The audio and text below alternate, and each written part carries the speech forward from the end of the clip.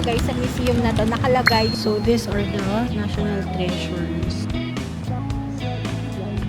Mas makikilala mo yung Danang deeper if you come here. Danang. Grabe ka, Danang.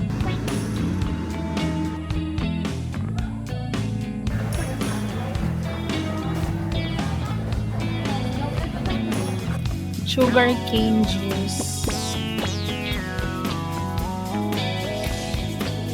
I got a last minute plan.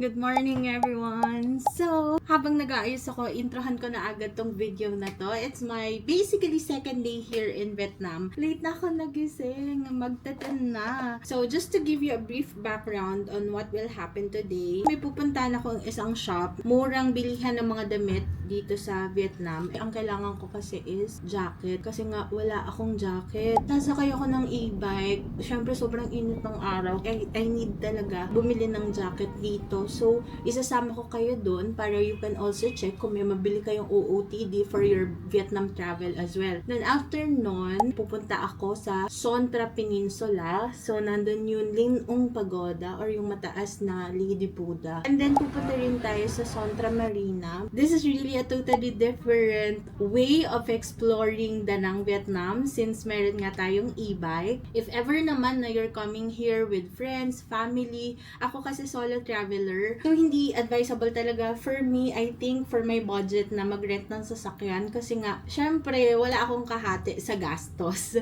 Pero kayo, if meron kayong kasama, pupunta dito sa Danang, it's better na you just rent a car kasi very affordable din naman yung mga transportation dito sa Vietnam. And it felt like kung mag-grab bike naman ako, papunta dito, papunta dyan, kung saan papunta, baka ganun din yung gastos or even more. At least, nung nag-rent ako ng e-bike, mas marami akong place na mapupuntahan at hawak ko yung oras ko. Yun yung pinaka, for me, budget friendly. At the same time, I have to freedom to choose wherever I want to go. And it's really a fun experience. But I wouldn't really recommend renting an e-bike here to everyone or a motorbike here kung hindi kayo sanay mag-drive ng motor even sa Pilipinas. Kasi, syempre, it can get very dangerous, diba? Since highway din yung pagdadrivean nyo kung may mga pupuntahan kayo. And nakakatakot kasi halo-halo yung sasakyan. And yesterday, parang I had to cross yung crossing nila.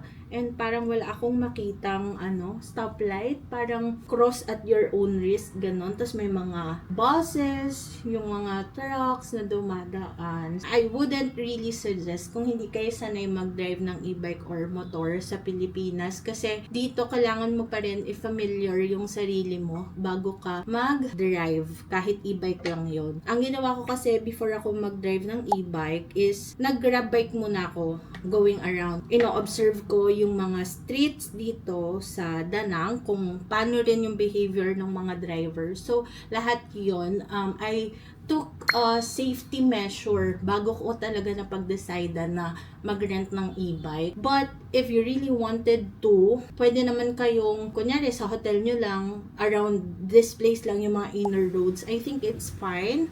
Pero, going out, like dun sa may mga Dragon Bridge, may mga paikot doon yung mga main roads nila. Kung hindi kayo confident, huwag kayong lalabas dito sa mga inner street dito kung gusto nyo talagang ma-experience mag-rent ng e-bike dito sa Vietnam. So, na-share ko na naman last video paano ako nag-rent ng e-bike dito sa Vietnam. And kung hindi nyo pa yung napapanood, pwede nyo i-check yung video na yon para so that you can also have an idea kung paano. So yun, magpe-prepare muna ako and lalabas na ako. Sayang yung oras natin. So, dyan lang kayo.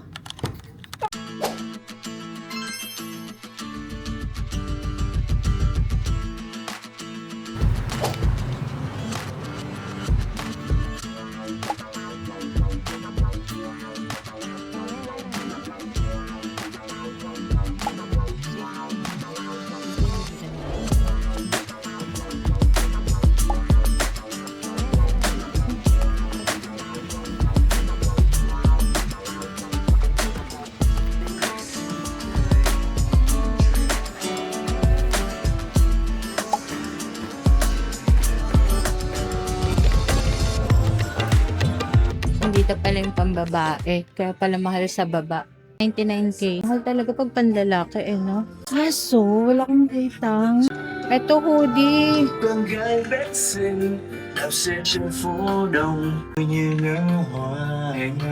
Kano to?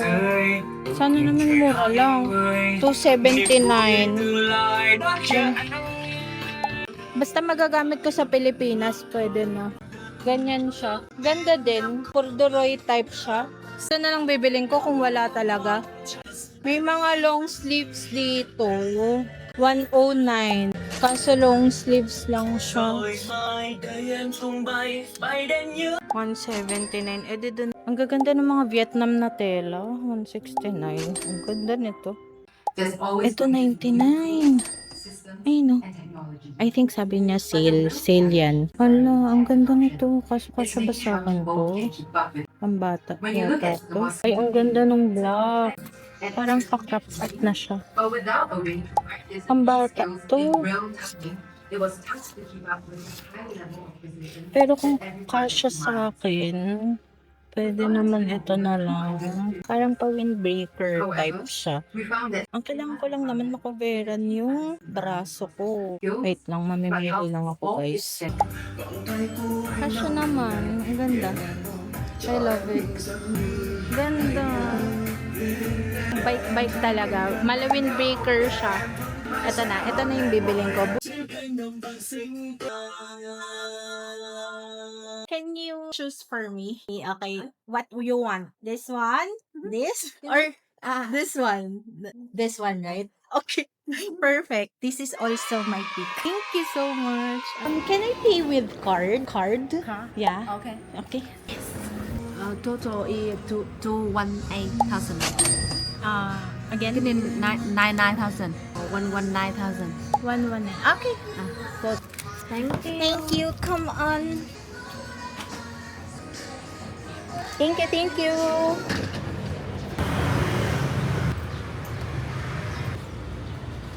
500 peso outfit sa Vietnam. Yeah, 500 peso equivalent. Ang ganda. So this is FM. You should go here. FM.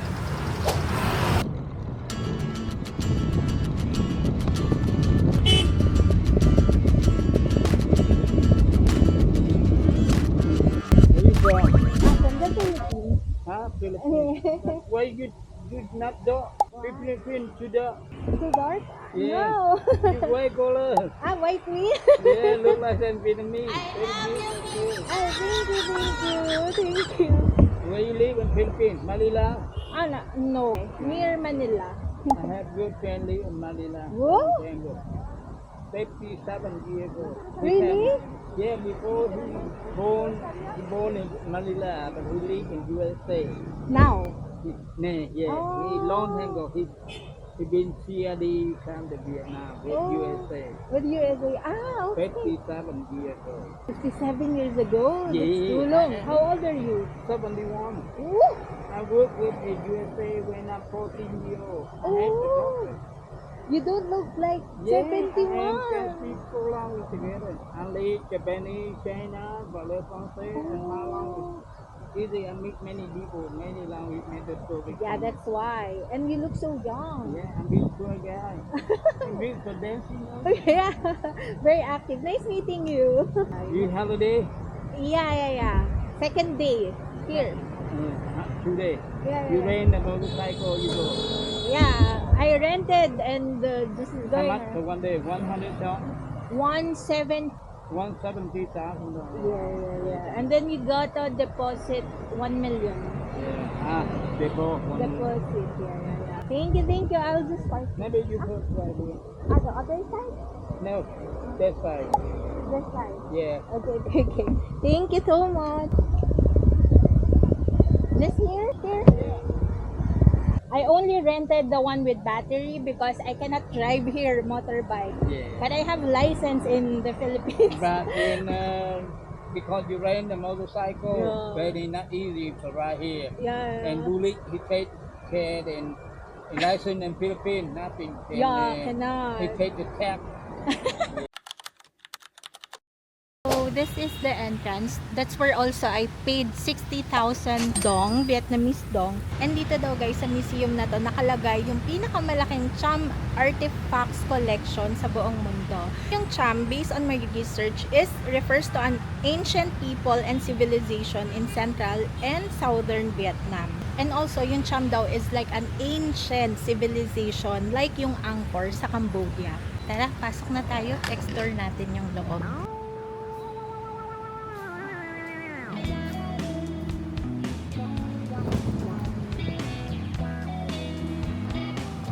Ayan guys, kung makikita nyo ang galing, no? So, these are the national treasures. So, ito, statue of Shiva. Usually, related din with Hinduism. Ang galing. Like, paano nila nagawa yan during those time?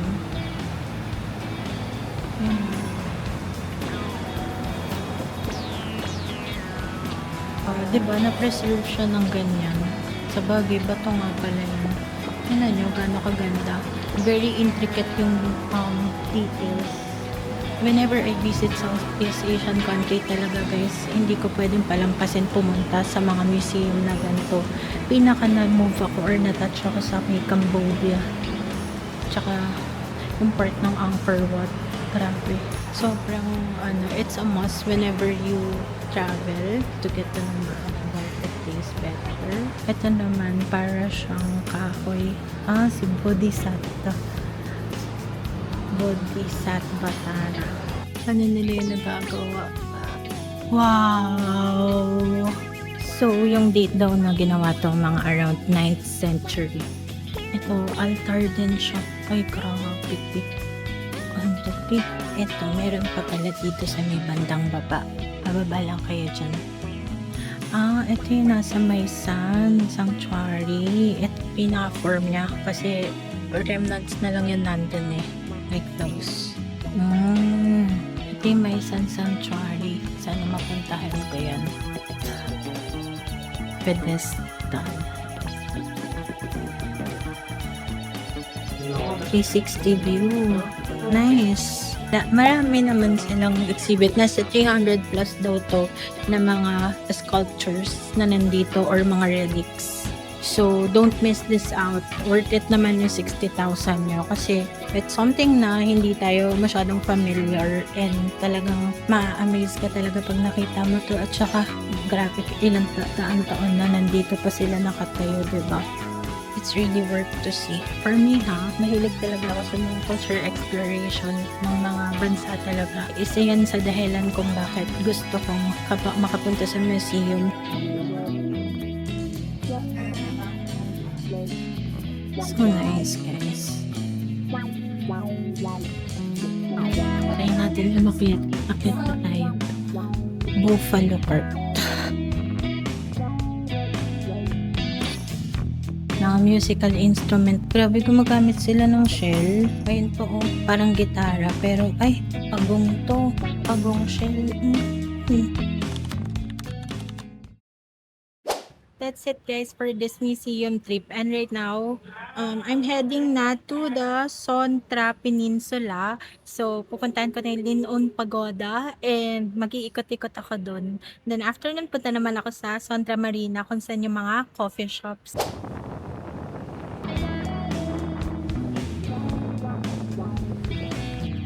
So, dito wala masyadong tao guys. Ang sarap mag-sightseeing lang. So, very relaxing. Ganda. Ito yung mga bagay na hindi ko mapupuntahan kung hindi ako nagrento ng e-bike.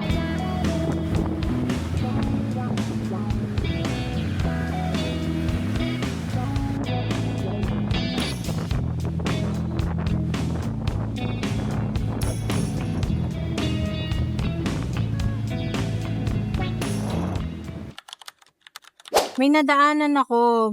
Sila, 2 motor, 4 na foreigner. Hinarang ng polis doon. Hindi ko nakunan yata eh. Hindi ko sure kung nakunan. Meron nahuli sila. Pinahin mo sila. Kasi dala nila, di e-bike. Motor yung dala nila. Pawa. Siguro nag-counter checking. Meron sila international driver's license. So, yun yung naging hindrance ko. Dapat hindi na talaga ako mabirin kung hindi ko nalaman na meron palang e-bike rental na okay lang kahit wala kang lisensya. Kasi nga, it can go up to, ayan, 40 kilometers per hour. Sino ba naman, di ba, basta-basta na lang matidisgrasya sa ganun bilis. Kaya siguro okay lang kahit walang license, tas ito yung gamit mo. And ang kinagandahan pa dito, sa nirentahan ko na to guys, is meron silang mga charging station. So, kunyari, pupunta kong Hoi An. Kaya kasi netong mag-drive papuntang Hoi An, guys. So, pagpunta ko ng Hoi An, magpapalit na agad ako ng battery pag nandun ako. Tapos, 'di ba, makakauwi na ako. So, ganun ka-convenient yung e-bike rental nila dito, guys. Very high-tech siya. Meron din GPS to. Nalaman nila kung nasan ka na, ganyan. Tapos, yung palit-palit ng battery, para siyang naka-locker system, 'di ba? Kung nakita niyo yung rental video ko, may kailangan ko na mag-trace dito, paahon na. Katulad ng mga foreigner na yon, kaya sila naharang. Kasi nga, I mean, for us Filipinos, hindi naman nila malalaman, diba, na tayo ay isang Vietnamese or Filipino dahil nga halos magkakamukha naman tayo. Pero sila kasi mga puti sila. Very much prominent sa kanila yung pagka-foreigner look. Shinchan from Vietnam! Ang ganda. Ito yung paakyat sa Linong Pagoda o sa Giant Lady Buddha. And ganito kaganda yung madadaanan niyo pag pumunta kayo doon. So, it's very must visit here in Da Nang, Vietnam.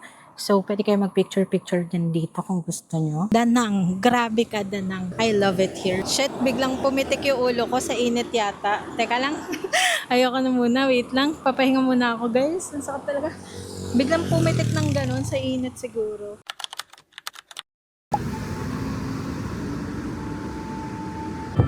So, this is it. That's the Lady Buddha, guys. And, yeah. Ayan yung entrance. Penitensya na naman.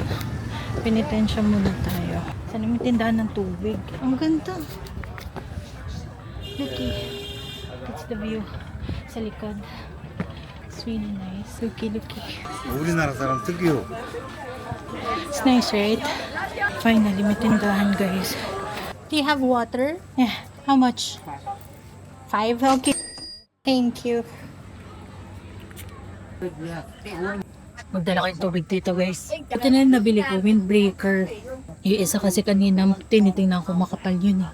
Ito windbreaker yung pambata pa nga ito eh. Buti cash. May refill ka mo. Skyline Pigeon Fly. Hello. Hello. Pansinin mo naman ako, suplada mo naman. Pansinin mo ako. Suplada siya, guys. Isa siyang mataas. Actually, hindi nga rin maganda pag dito matitignan eh. Hindi mo na kasi makita. Maganda pa tingnan siya from afar. Ayan. Yan na si Lady Buddha. Ang taas niya, guys. Ang hirap i-ayos ng camera. Hindi ko siya maayos talaga masyado. Masyado siyang mataas. Kaya ganito na lang kami. Nagse-selfie.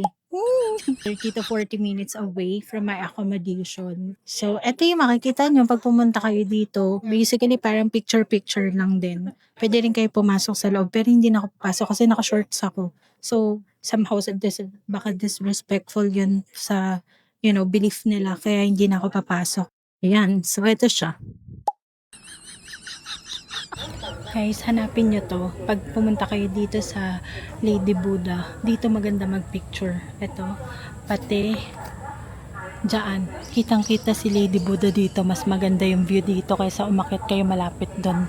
So, dito yung better. Dyan. It's hard to travel solo, huh? Whole picture. I'll just take a lot so you can choose. It might be too far. Although I guess you can crop this one. One more. I'll take a picture of you with the waters there. Maybe you can try one more. There. Yeah, I think that's better. 1, 2, 3. One more. I'll try to zoom in so you get the water background. Okay, hold on. 1, 2, 3. At least you got a different angle. I hope it's good. I can take more. Really? You're welcome.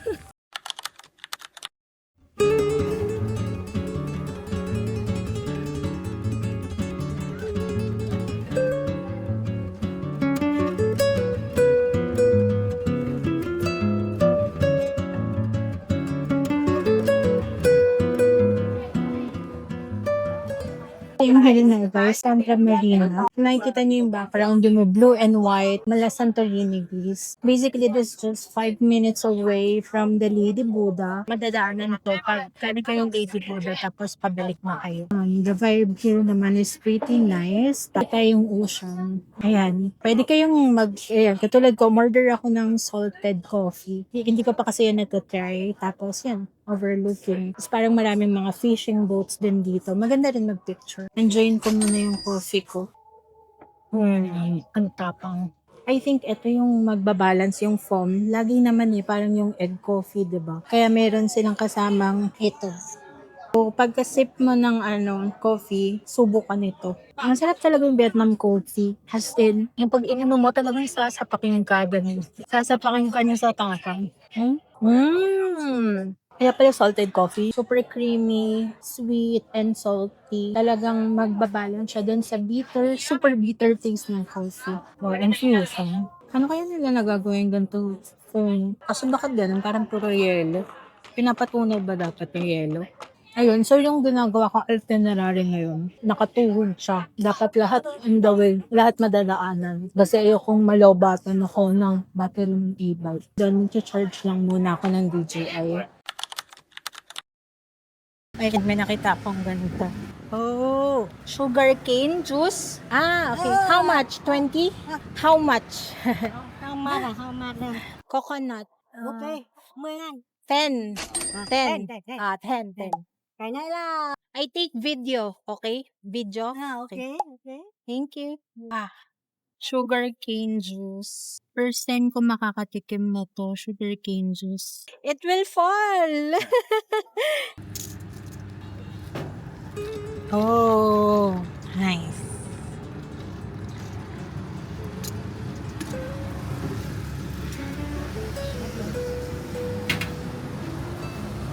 Then? Okay, I will pay there. Okay. Then. Yan, nahanap ko sila dito. Pababa ako. And that one. Thank you. Yeah, I will pay here.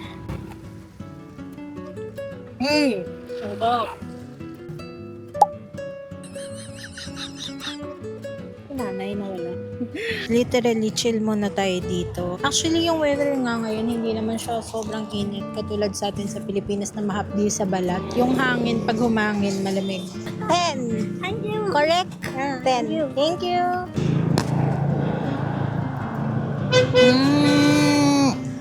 Amazing. Grabe guys, ang sarap talaga. Grabe, sobra. I love Vietnam. So just to give you an update, kasi di ba kanina nandun tayo sa Lady Buddha, malaki. Pababa na ako, dumaan ako ng Santa Marina, 5 minutes away yon. Tapos eto, pabalik na sana ako sa city center, nadaanan ko to. It's like 5 minutes naman from Santa Marina. Ayun, so yung nasa harap ko kasi, kung makikita nyo, is, ayun, Bai Bien, Tu Yen Tong Tong Quan. Ito siya, pakita ko na lang. Ayan, andito ako sa area na to ngayon. So, ayan yung nasa harap ko. Tapos ito yung e-bike ko, nakapark sa tabi ko. Ayan. We're just pretty chilling right now.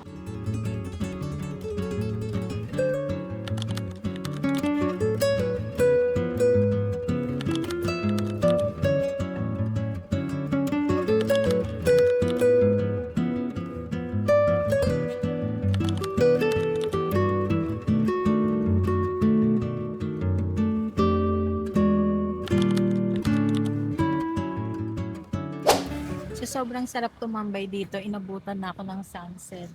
Anyway, alis na ako dito at maghahanap na ako ng dinner.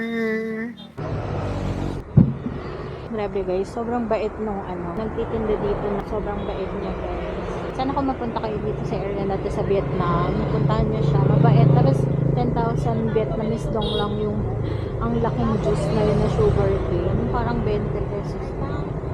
Hi! Bye-bye! That good? So good. I love it. Take care. Road trip ako. Okay. Let's get it.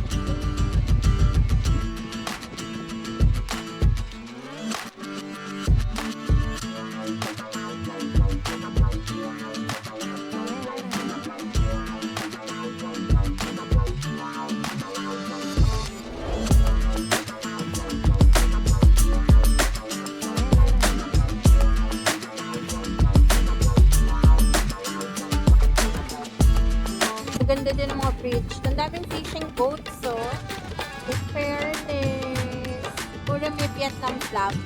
I really love their country so much. There's a lot of fishing boats there. Kaya siguro amoy dried fish. Baka yun yung kinabubuhay nila dito sa area na to. Amoy talaga dried fish, which is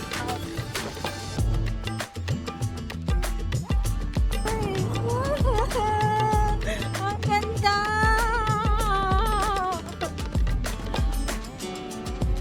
Oh my! Grabe!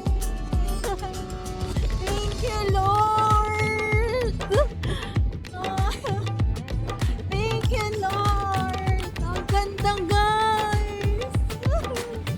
Oh my God!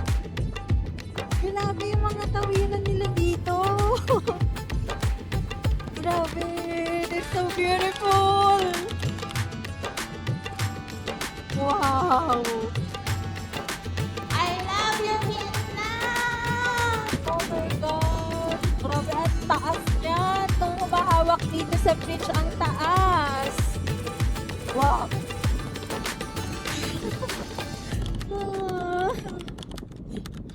Ang ganda dito, guys!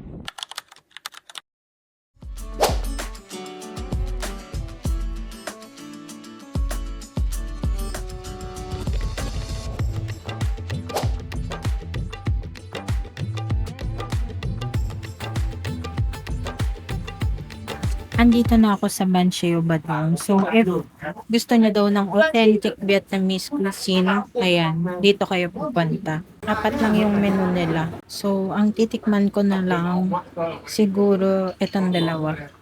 So, veggies na naman. So, buti na lang walang tao masyado. Halos ako lang tsaka yung pamilya sa harap ko. Marami nag-uwian kanina. Buto naman. So, ang meron lang dito, yung pinakita ko sa inyo kaninang menu. Thank you, come on. Ito yung grilled meat. Bango. Hindi ko nga lang alam paano ito kainin. Chopstick. Chili. Nasa heaven ako. Hindi ako nakain ng cucumber. Tapos ito, ano kaya ito? Yung sauce. Lasang lechon sauce. Ano ba ito kainin? Wala. Ang tawag dito sa grilled na to, nemloy. So, ganito daw siya kainin. Prepare the rice paper. Tapos lalagyan na natin na. Actually, wala na masyadong rules as long as ma-enjoy mo siya. Ito daw, bamboo shoots, veggies, chili paste. And then, ito, i-roll daw dito sa loob. Mainit-init pa siya.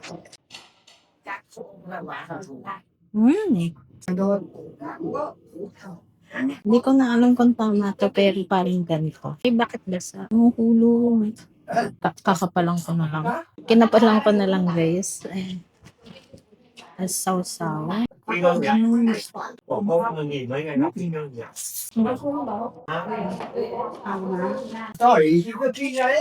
Medyo messy. Yung grilled meat nila, lasang longganisa. Yan. Tapos i-run natin siya. Perfect.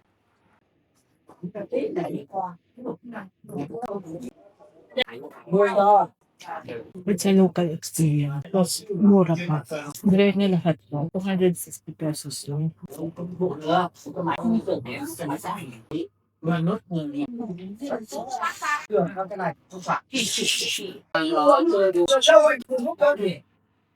Yung noodles guys, lasa siyang, kasi may liver nga yung sauce, parang yung sauce na itong, lasa siyang reno na may pina. Ganun yung taste na earning. Since this is a local food, ang sarap din ma-experience. Kung adventurous kayo sa food.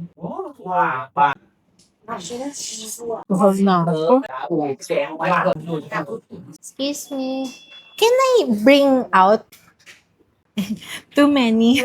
Takeaway? Yeah. Please. Thank you. Takeaway pala. Ibig sabihin. Hindi. Masyado lang siyang foreign sa panglasa ko. Kasi liver and peanut. Parang ngayon lang ako nakatikim nun. Hindi. Malayo siya sa kare-kare. Kasi matamis-tamis. Oo nga na. Matamis na minsan yung kare-kare. Pero malayo siya doon kasi nga distinct yung pagka-liver na ng taste niya. Tapos ganito siya. Very local vibe lang. Tapos nasa loob siya na eskinita. Ayun. So, kung gusto niyo rin i-try ito, I highly recommend naman to try it once. Especially, mura siya, budget-friendly, and also, traditional food talaga siya. Dito niyo lang matitikman. Kung adventurous kayo with food, you can try to eat here also. Guys, hindi nila tinig away yung ibang gulay. Binigyan ako ng bagong gulay. Ay, bago. Grabe, nakakahiya. Bagong gulay, hindi nila binalot yung nakain ko na. Hindi uso recycle dito. Nahiya ako. Ang dami ko natira. Hindi nila binalot. Guys, I got a last minute plan. I suddenly thought of riding that. So, bigla akong pumunta dito sa may bilihan ng ticket. Actually, this is 4 minutes away lang sa accommodation ko. Kaya, tinuloy ko na. Ang last trip daw is 9:30 and right now, it's already 9:20. So, I still got 10 minutes more from to itinerary. Nagpahinga kasi ako sa accommodation. Napagod kasi ako, di ba, ang init. Tapos, dami ko napuntahan din. Naisipan ko na, sige na nga, tapos magpapalit na rin ako ng battery ng e-bike ko. That one. Like, where can you buy ticket? Where can I buy the ticket? How much? Excuse me, where can I buy ticket? The ship ticket? That one? No ticket? No more? What time it will close? Here? Yeah. Here? Here? Here? Here. Here? Sige. One more? Okay. Hi, can I still buy a ticket for the ship? No. But can I buy via Klook right now? No, no more. Okay. Until what time is the ship? Only me. Mèo ơi, bán một khách cho mèo. Bán một khách nè. Only one? Wait. Possible here? Yeah. Okay. Thank you. How much? 150. Okay. Where you have your Philippines. 150. Thank you. Thank you. Wait lang. Grabe, sobrang rush. Umabot pa. Here? Okay, thank you.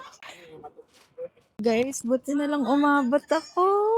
I'm so happy. Okay, we're going. Follow the line lang daw, guys. So, go. Thank you.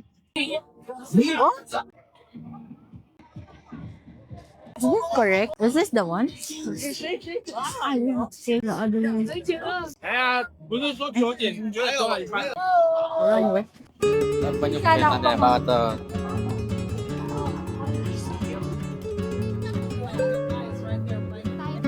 ito yung sasakyan namin.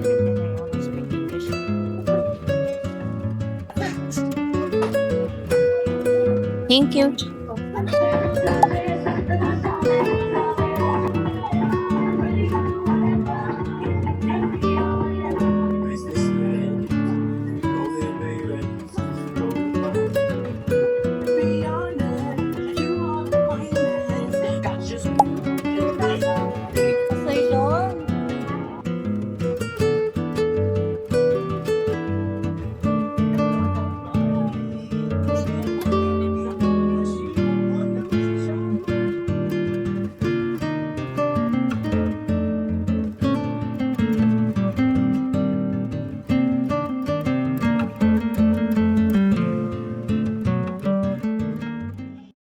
Yun, medyo kumalma na yung tiyan ko. So, as you can see, it's pink in color. It's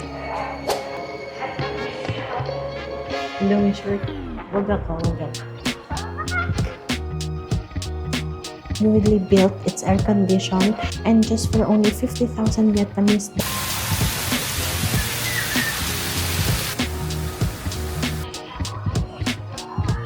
A choice of your protein like pork and shrimp.